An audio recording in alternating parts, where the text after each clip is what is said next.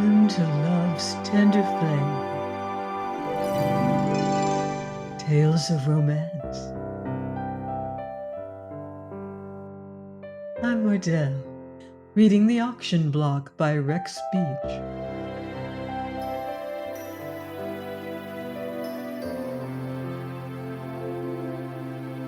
Chapter 2. Mr. Campbell Pope was a cynic. He had cultivated a superb contempt for those beliefs which other people cherish. He rejoiced in an open rebellion against convention, and manifested this hostility in an exaggerated carelessness of dress and manner. It was perhaps his habit of thought, as much as anything else, that had made him a dramatic critic, but it was a knack for keen analysis and a natural caustic wit that had raised him to eminence in his field. Outwardly he was a sloven and a misanthrope.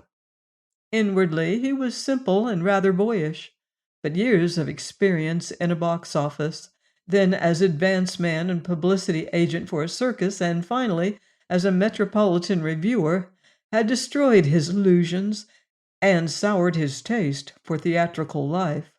His column was widely read. His name was known. As a prophet, he was uncanny.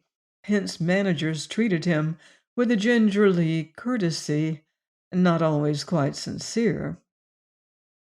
Most men attain success through love of their work. Mr. Pope had become an eminent critic because of his hatred for the drama and all things dramatic, nor was he any more enamored of journalism, being in truth by nature bucolic.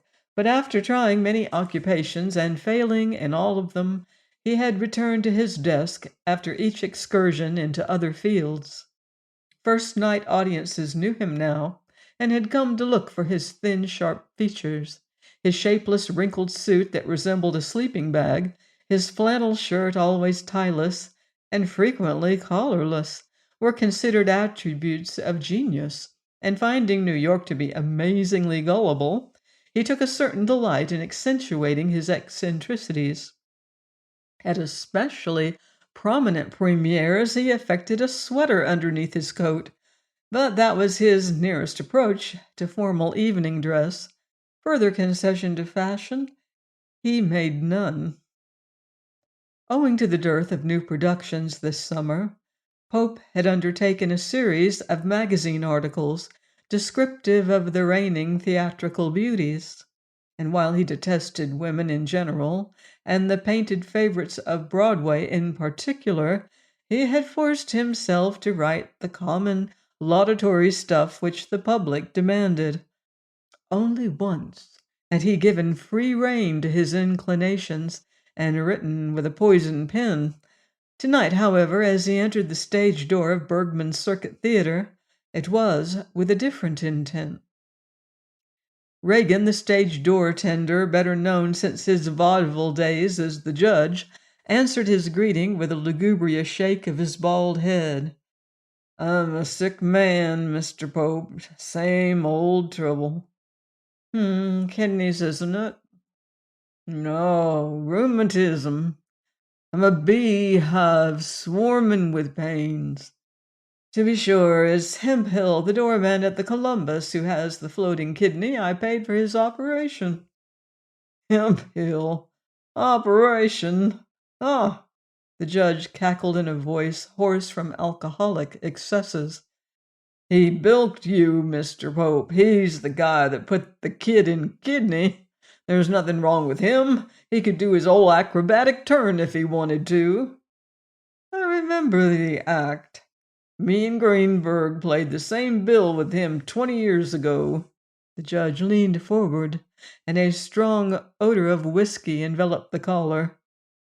"Could you slip me 4 bits for some liniment?" The critic smiled. "There's $1, Reagan. Try Scotch for a change. It's better for you than these cheap blends." "Don't breathe toward a lamp or you'll ignite." The judge laughed wheezingly. "I do take a drop now and then." "A drop? You'd better take a tumble or Bergman will let you out." Say here, you know all the managers, Mr. Pope. Can't you find a job for a swell dame? The judge inquired anxiously. Who is she? Lottie Devine. She's out with the Peach Blossom girls. Lottie Devine? Why, she's your wife, isn't she? Sure, plays the wheel when she belongs in musical comedy. She dances as good as she did when we worked together. After she gets warmed up. And she looks great in tights, swellest legs, and burlesque. Mr. Pope, can't you place her? She's a trifle old, I'm afraid. She wigs up a lot better than some of the squabs in this troupe. Believe me, she'd fit any chorus. Well, why don't you ask Bergman? Mr. Reagan shook his hairless head. He's dippy on types. This show's full of 'em. Real blondes, real brunettes, bold and dashing ones, tall and stately's, blushers, shrinkers, laughers, saddlings. He won't stand for makeup. He wants 'em with the dew on. They've got to look natural for Bergman. There's some of 'em now. He nodded toward a group of young, fresh-cheeked girls who had entered the stage door and were hurrying down the hall. They ain't a hypnorized ensemble in the whole first act, and they wear talcum powder instead of tights. It's dimples he wants, not fats.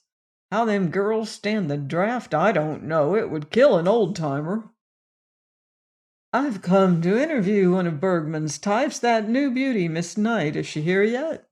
Sure, her and her backdrop, too. She carries the old woman for scenery. Mr. Reagan took the caller's card and shuffled away, leaving Pope to watch the stream of performers as they entered and made for their quarters.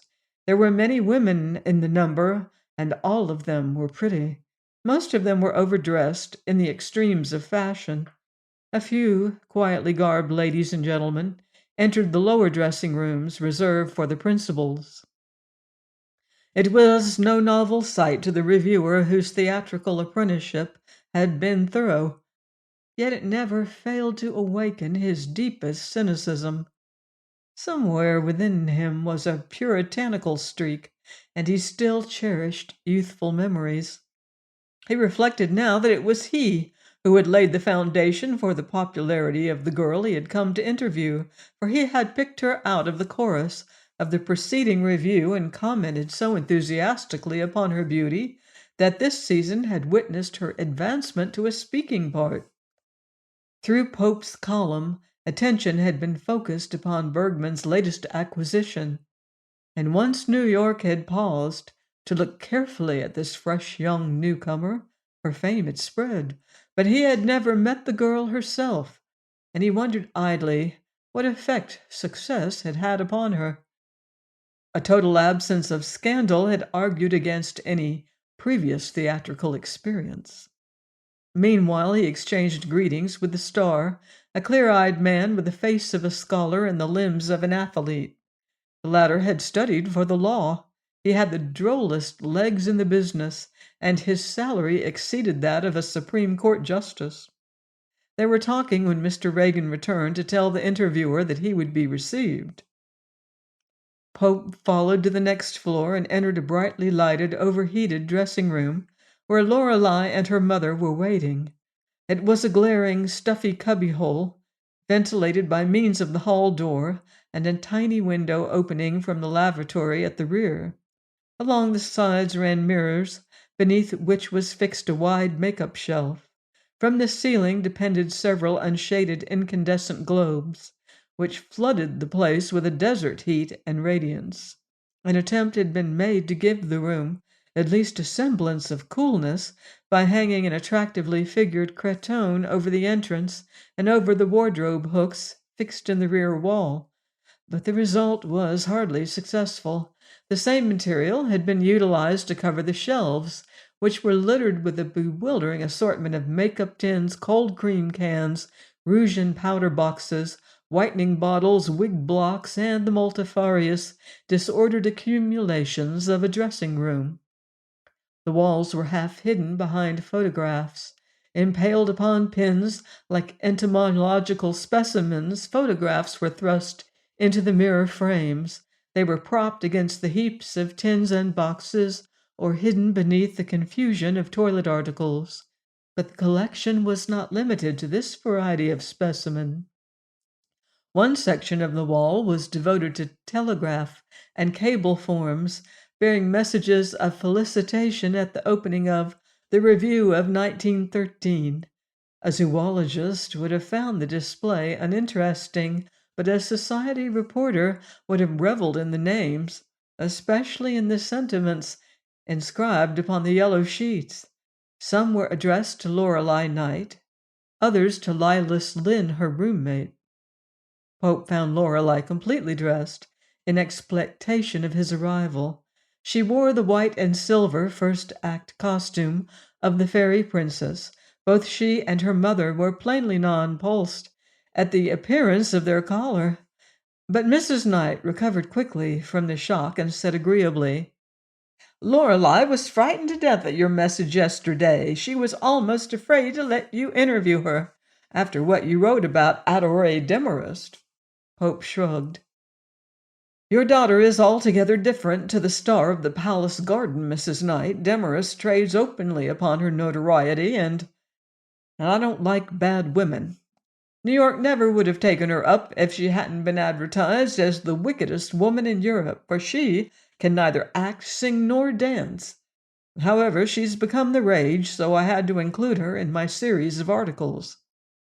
Now, Miss Knight has made a legitimate success as far as she has gone."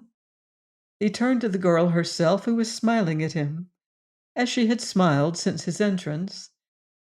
He did not wonder at the prominence her beauty had brought her, for even at this close range, her makeup could not disguise her loveliness.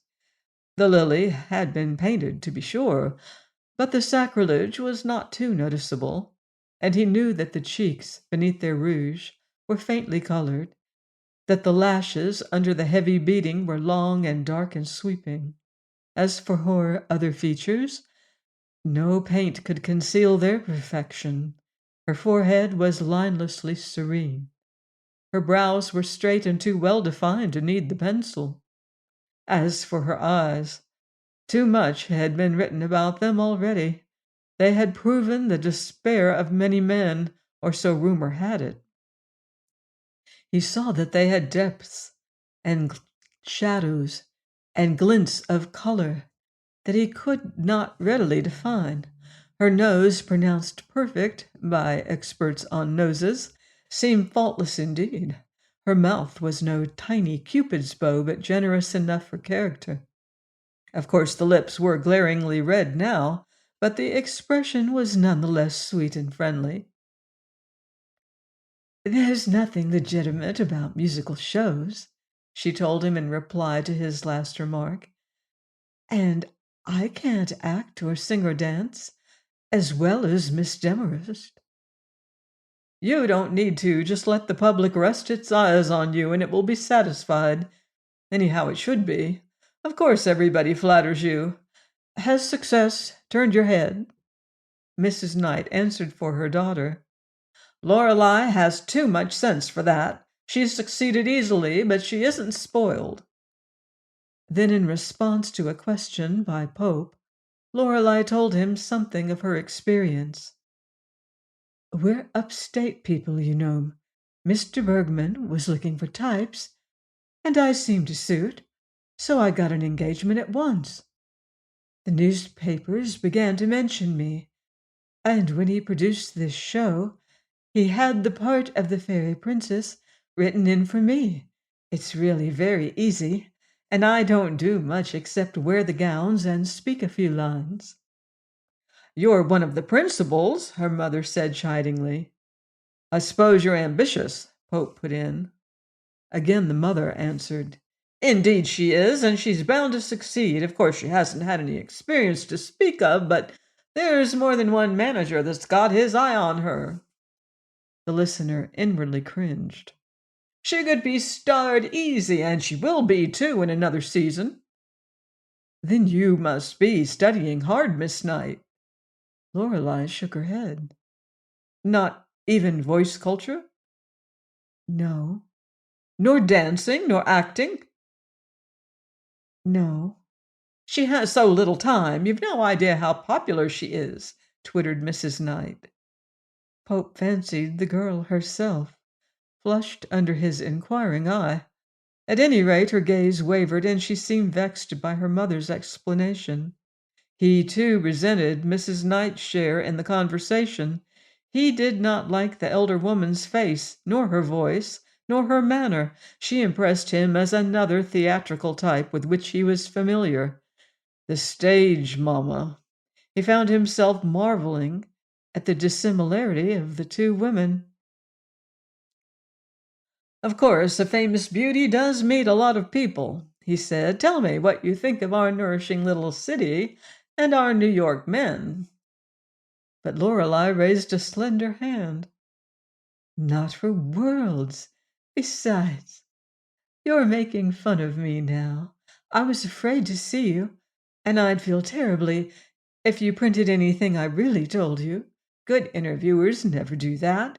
They come and talk about nothing, then go away and put the most brilliant things into your mouth. You are considered a very dangerous person, Mr. Pope. You're thinking of my story about that Demarest woman again, he laughed. Is she really as bad as you described her? I don't know, never having met the lady. I wouldn't humiliate myself by a personal interview, so I built a story on the Broadway gossip. Inasmuch as she goes in for notoriety, I gave her some of the best I had in stock. Her photographer did the rest. The door curtains parted, and Lila Slynn, a slim, black-eyed young woman, entered. She greeted Pope cordially as she removed her hat and handed it to the woman who acted as dresser for the two occupants of the room. I am late as usual, she said, but don't leave on my account. She disappeared into the lavatory and emerged a moment later in a combing jacket. Seating herself before her own mirrors, she dove into a cosmetic can and vigorously applied a priming coat to her features, while the dresser drew her hair back and secured it tightly with a wig band. Lorelei's got her nerve to talk to you after the panning you gave Demarest, she continued. Aren't you ashamed of yourself to strike a defenseless star? Pope nodded. I am, and I'm ashamed for my entire sex when I hear of them flocking to the palace garden just to see a woman who has nothing to distinguish her but a reputation for vileness. Did you see the crown jewels? The king's Cabochon rubies? Lorelei asked. Only from the front. I dare say they're as counterfeit as she is. Miss Lynn turned, revealing a countenance as shiny as that of an Eskimo belle, with her war paint only half applied and her hair secured closely to her small head. She did not in the least resemble the dashing countess of the program. Oh, they're real enough. I got that straight. Campbell Pope scoffed. Isn't it true about the king of Seldovia? Didn't she wreck his throne? Eagerly queried Mrs. Knight. I never met the king, and I haven't examined his throne, but you know kings can do no wrong, and thrones are easily mended. But Mrs. Knight was insistent. Her eyes glittered. Her sharp nose was thrust forward inquisitively. They say she draws 2,000 a week and won't go to supper with a man for less than $500. She says if fellows want to be seen in public with her, they'll have to pay for it. And she's right. Of course, she's terribly bad, but you must admit she's done mighty well for herself. We'll have a chance to see her tonight, announced Lilas. Mr. Hammond is giving a big supper to some of his friends, and we're going, Lorelei and I. Demarest is down for her dance de nuit, they say. It's the limit. Hammond, the steel man? Queried the critic curiously. Sure. There's only one Hammond. But next on the newspaper story, this is a private affair. Never let us speak ill of a poor Pittsburgh millionaire, laughed Pope, Scandal must never darken the soot of that village." He turned as Slosson, the press agent of the show, entered with a bundle of photographs.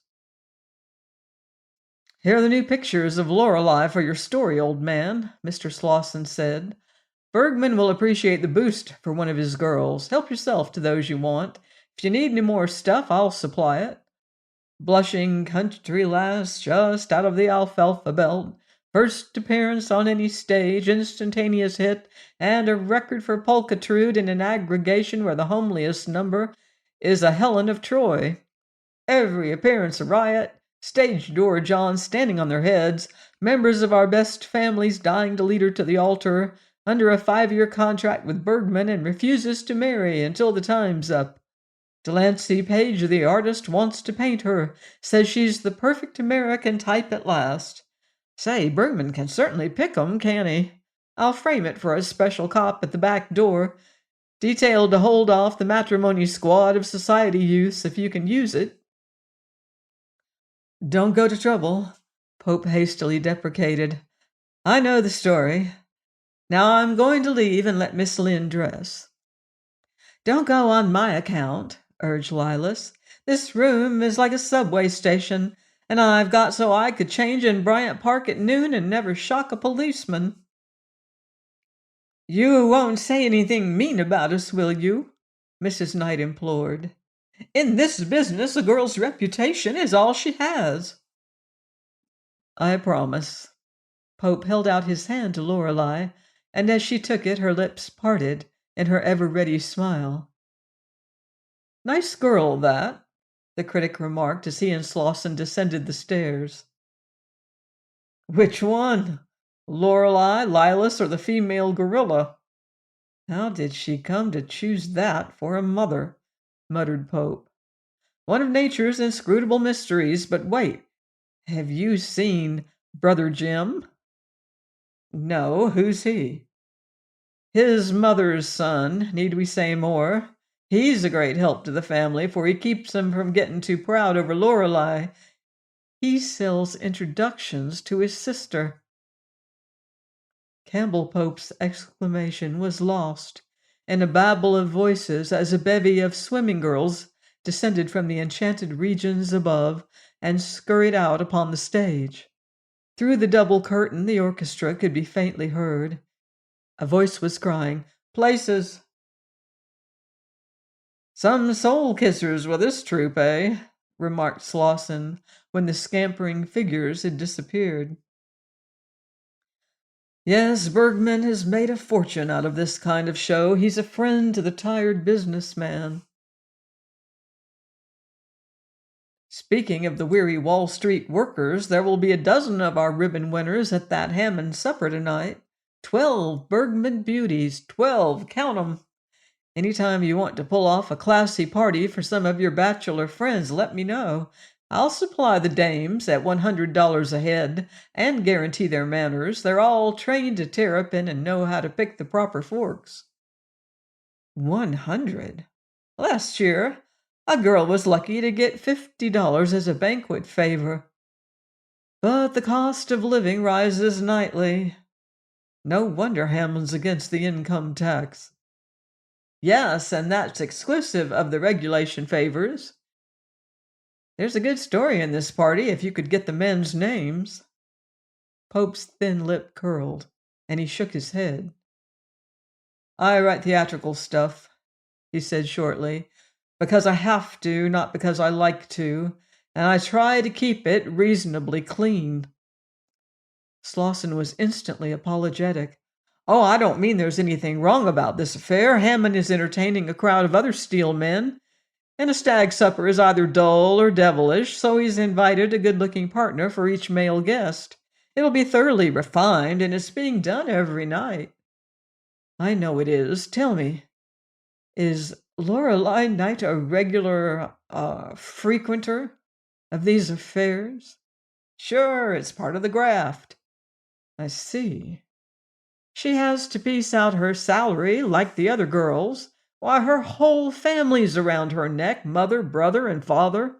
Old man Knight was run over by a taxicab last summer, It didn't hurt the machine, but he's got a broken back or something. Too bad it wasn't Brother Jimmy. You must meet him, by the way. I never heard of Lorelei's doing anything really bad." For the moment Campbell Pope made no reply. Meanwhile, a great wave of singing flooded the regions at the back of the theater as the curtain rose and the chorus broke into sudden sound. When he did speak, it was with unusual bitterness. "It's the rottenest business in the world, Slauson. 2 years ago she was a country girl. Now she's a Broadway belle. How long will she last, do you think?" "She's too beautiful to last long," agreed the press agent soberly, "especially now that the wolves are on her trail. But her danger isn't so much from the people she meets as the people she eats with. The family of hers would drive any girl to the limit. They intend to cash in on her. The mother says so. And they will, too. She can have her choice of the wealthy rounders. Don't get me wrong," Slauson hastened to qualify. "She's square, understand? Of course, object matrimony. It's the old story. And her mother will see to the ring and the orange blossoms. But what's the difference? After all, Slauson, it'll be hell for her. And a sale to the highest bidder. Either way." "Queer little gink," the press agent reflected as he returned to the front of the house. "I wish he wore stiff collars. I'd like to take him home for dinner." As Pope passed out through the stage door, the judge called hoarsely after him.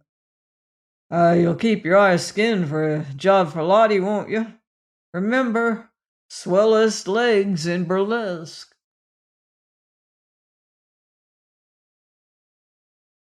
Please join me next time for another romantic chapter of The Auction Block by Rex Beach, here on Love's Tender Flame. Until then, love deeply and live beautifully.